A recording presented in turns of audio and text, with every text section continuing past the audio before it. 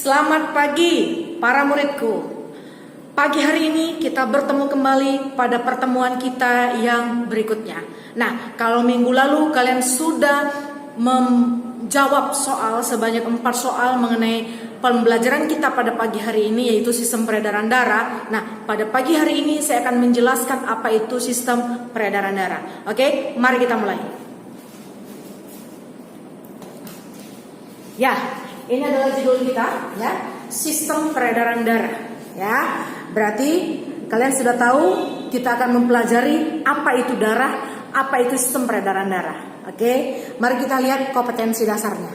Ya, kompetensi dasarnya adalah siswa mampu menjelaskan keterkaitan antara struktur, fungsi, dan proses serta kelainan atau penyakit yang dapat terjadi pada sistem peredaran darah. Ya, siswa dapat menjelaskan keterkaitan antara struktur, fungsi, dan proses serta penyakit atau kelainan yang terdapat pada atau yang terjadi pada sistem peredaran darah. Itulah kemampuan yang harus kalian miliki. Oke, mari kita lanjutkan. Nah, ini adalah meta konsepnya. Di dalam sistem peredaran darah yang akan kita pelajari untuk memenuhi kompetensi dasar yang harus kalian miliki tadi, ini adalah peta konsepnya, ya. Jadi di dalam sistem peredaran darah kita akan mempelajari beberapa hal. Yang pertama, apa itu darah?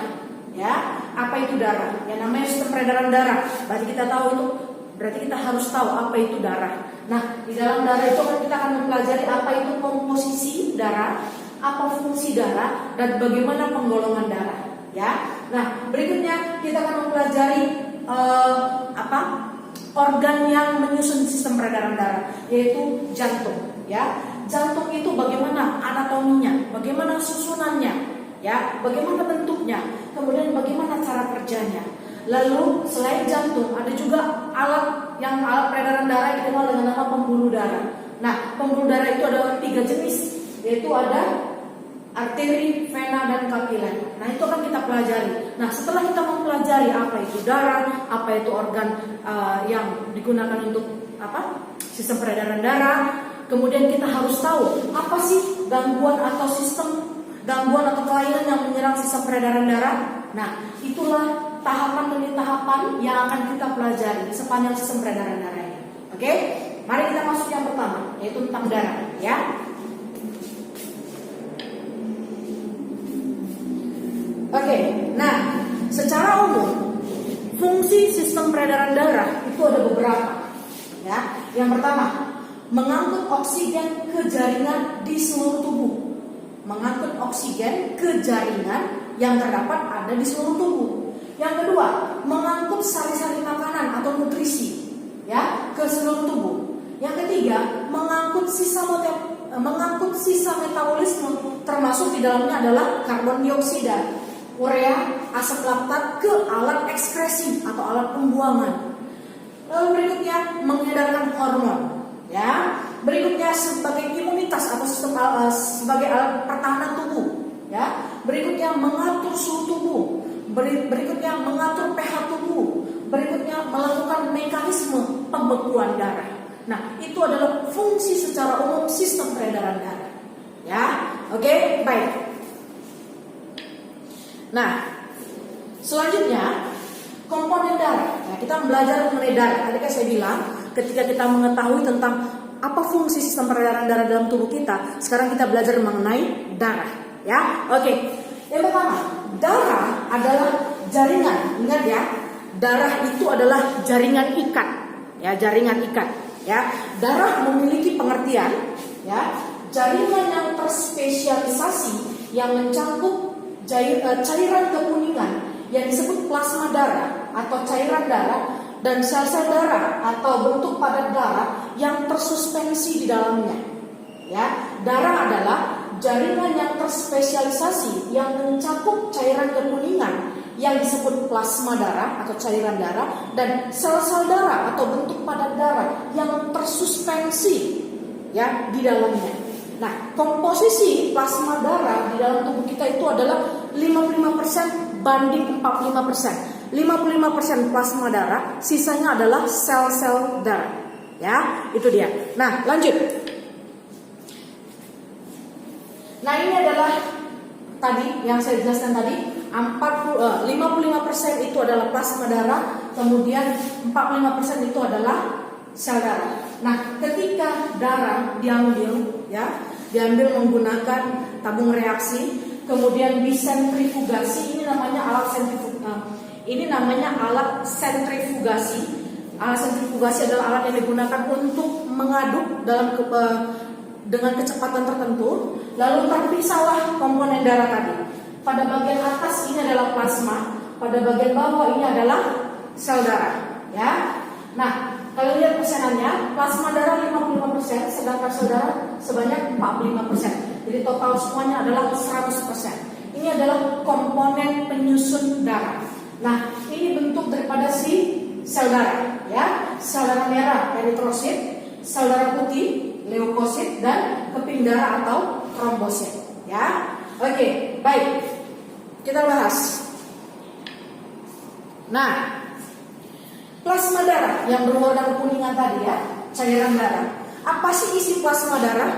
Plasma darah 92% itu isinya adalah air, ya.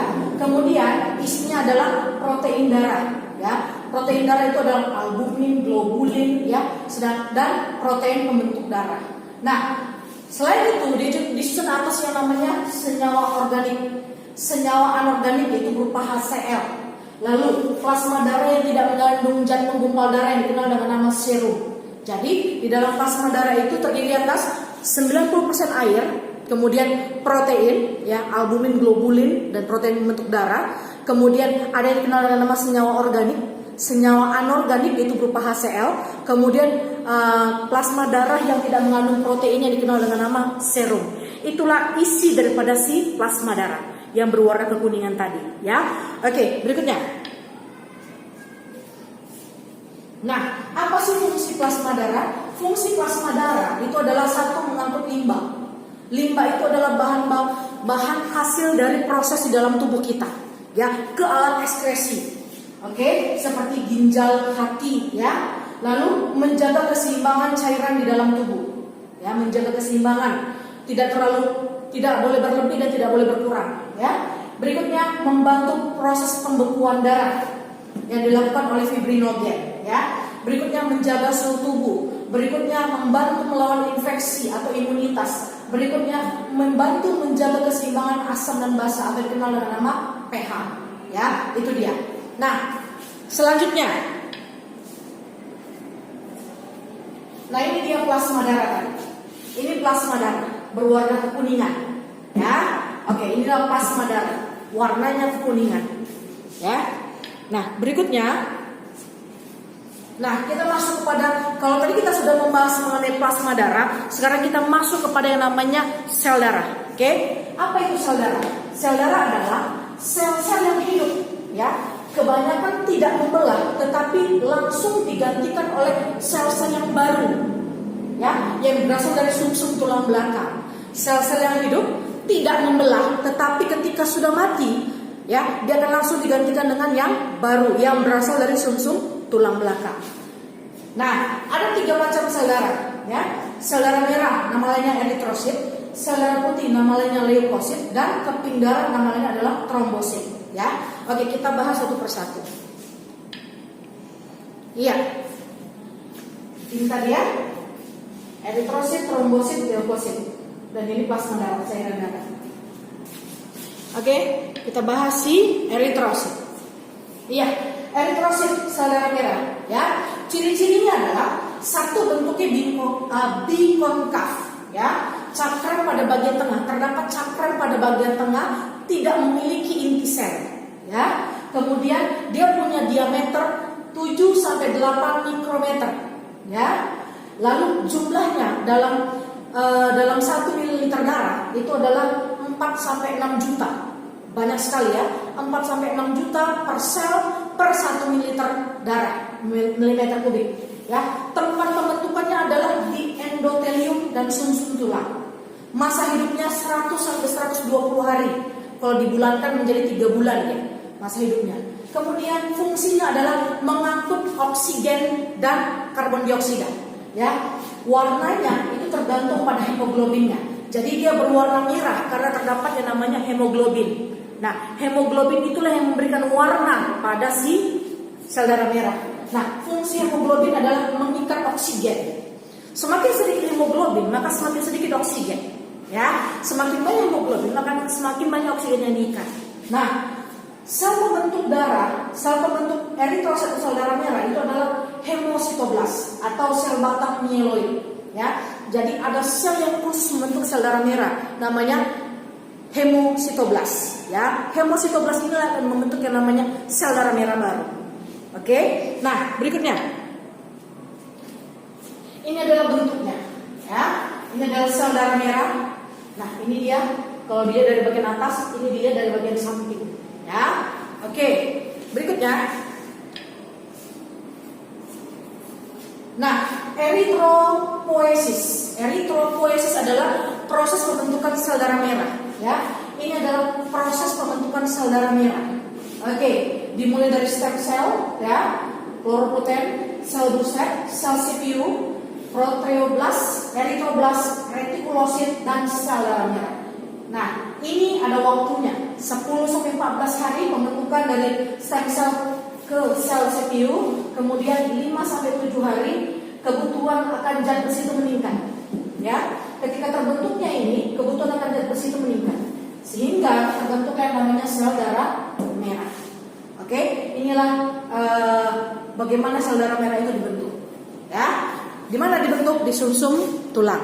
Ya, sumsum tulang belakang.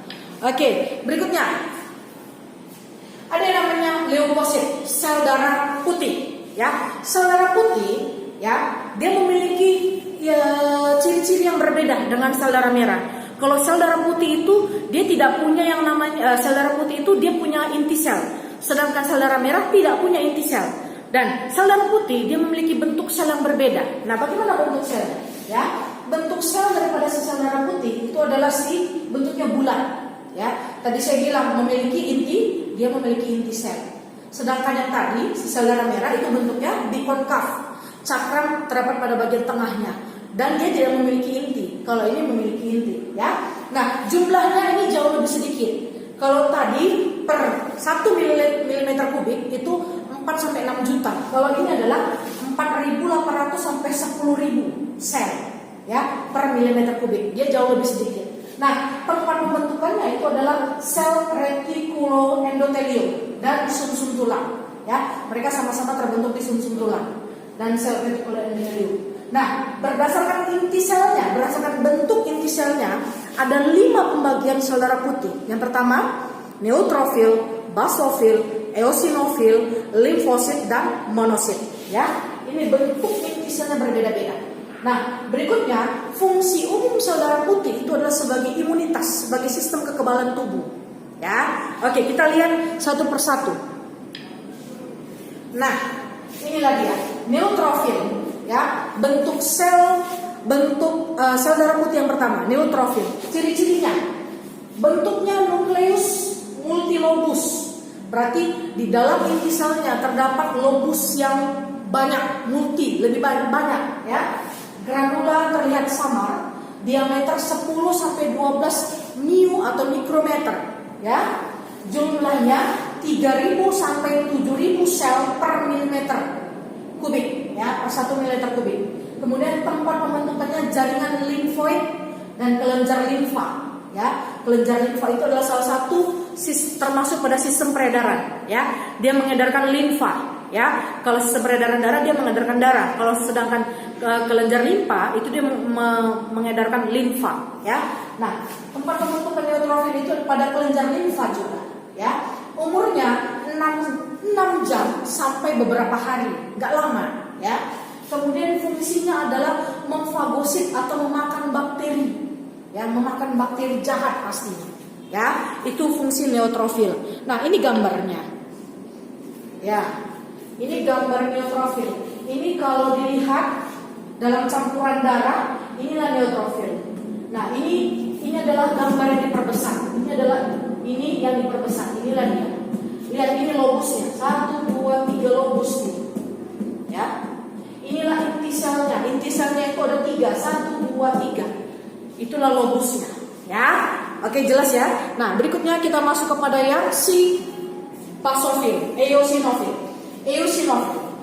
Bentuk sel eosinofil itu adalah nukleusnya bilobus, di dua ya, dua lobus, ya. Granula sitoplasma berwarna merah. Kemudian diameter si sel tadi adalah 10 sampai 14 mm atau mikrometer. Jumlahnya adalah 100 sampai 400 sel per milimeter kubik, ya. Tempat pembentukannya adalah sumsum tulang, ya. Kemudian umurnya 8 sampai 12 hari, 1 minggu lebih, ya. Fungsinya adalah membunuh cacing parasit, menghancurkan kompleks antigen antibodi, dan mencegah alergi, ya. Jadi ketika kita punya alergi, yang pertama kali mencegah itu dia, ya. Oke. Tetapi kalau tubuh kita nggak mampu, akhirnya kita akan diberi anti alergi, ya, dari luar. Oke. Berikutnya, ini adalah gambar eosinofil. Iya, ini adalah gambarnya. Ini kumpulan darah. Ini adalah eosinofil. Seperti yang saya bilang tadi, inti selnya memiliki 2 lobus. Ini adalah 2 lobus tadi, ya, cuma 2, ya. Inilah bentuk si eosinofil. Oke, baik, kita lanjutkan ke si basofil. Apa ciri-ciri basofil? Bentuk nukleusnya, bentuk inti selnya itu berlobus, ada lobusnya. Tidak dikasih tahu berapa jumlah lobusnya, tapi ada lobusnya, ya. Granula besar berwarna biru, diameternya 8 sampai 10 mikrometer. Jumlahnya sedikit sekali, 20 sampai 50 sel per milimeter kubik, ya. Tempat pembentukannya adalah sumsum tulang atau jaringan mieloid. Umurnya hanya beberapa jam sampai beberapa hari saja, ya. Kemudian fungsi daripada si basofil ini adalah melepas zat pencegah alergi, kemudian mengandung heparin, ya, mengandung antikoagulan. Jadi dia yang menggumpalkan darah, ya, ketika terjadi sesuatu, ya. Oke, nah itulah fungsi kepada si basofil. Mari kita lihat bagaimana bentuknya. Nah, ini adalah bentuknya, ya. Ini dia tadi. Tidak dikasih tahu dia punya lobus, tapi tidak dikasih tahu berapa jumlah lobusnya. Perhatikan, inilah lobusnya, ya. Ya, inilah lobusnya. Ini inti selnya. Inilah selnya, ya. Oke, jelas ya. Baik, lanjut ke si limfosit, ya. Apa ciri-ciri limfosit? Limfosit itu bentuk nukleusnya bulat, bentuk inti selnya bulat, ya. Sitoplasma, bentuk selnya bulat. Sitoplasma berwarna biru pucat, diameter 5 sampai 17 mikrometer. Jumlahnya 1.500 sampai 3.000 sel per milimeter kubik. Tempat pembentukannya pada jaringan limfa dan tulang, ya. Umurnya beberapa jam sampai beberapa tahun. Ini agak lama ini, ya. Beberapa jam sampai beberapa tahun. Fungsinya mengaktifkan sistem kekebalan tubuh. Mengaktifkan sistem kekebalan tubuh. Jadi dia yang berfungsi utama sebagai sistem kekebalan tubuh, ya. Limfosit. Ya, limfosit itu ada 2, limfosit T dan limfosit B, ya. Itu berfungsi dalam tubuh kita sebagai sistem kekebalan tubuh. Nah, ini gambar, ya. Ini gambar limfosit. Inilah gambar satuannya. Oke, bisa terlihat ya. Oke, baik, kita lanjutkan. Ada yang dikenal dengan nama monosit. Monosit bentuk nukleusnya U, bentuk U dia, ya. Sitoplasmanya warna biru kelabu, ya, warna biru kelabu. Jumlahnya 100 sampai 700 sel per milimeter kubik, ya. Tempat pembentukannya sumsum tulang, ya. Umurnya beberapa bulan saja. Kemudian fungsinya fagositosis, memakan, ya. Berkembang menjadi makrofag, ya. Fagositosis dia memakan bakteri atau virus yang masuk ke dalam tubuh kita, lalu berkembang menjadi makrofag, ukuran yang lebih besar lagi, oke, untuk dibuang ke tubuh, keluar tubuh. Nah, ini bentuk si monosit tadi. Nah, ini, ya, monosit. Inilah gambarnya, ya. Ini gambarnya. Ini bentuk inti selnya. Inilah monosit tadi. Ini monosit diperbesar jadi ini. Oke, baik. Selanjutnya, iya, selesai. Nah, pada pagi hari ini saya mengajarkan sampai pada sel darah putih, ya. Sel darah merah udah, sel darah putih sudah. Nah, minggu depan ya saya akan mengajarkan keping darah dan bagaimana jantung itu dan bagaimana organ penyusun sistem peredaran darah itu bekerja, ya, termasuk jantung dan pembuluh darah. Nah, demikianlah pembelajaran kita pada pagi hari ini, ya. Jika ada pertanyaan dari penjelasan saya yang tidak kalian mengerti, boleh kalian tanyakan, ya. Nah, ini pembelajaran bisa kalian catat, bisa tidak catat. Tetapi kalau tidak kalian catat, ya, pastikan di dalam diri kalian harus tahu, harus mengerti. Ketika ada pertanyaan atau ketika ada soal atau ketika kalian berada dimanapun, ketika ada orang bertanya mengenai tidak selain saya atau ketika orang lain bertanya mengenai sistem peredaran darah, kalian wajib mengerti, ya, apalagi mengenai darah. Oke, baik. Demikian pembelajaran kita pada pagi hari ini. Selamat pagi dan tetap semangat.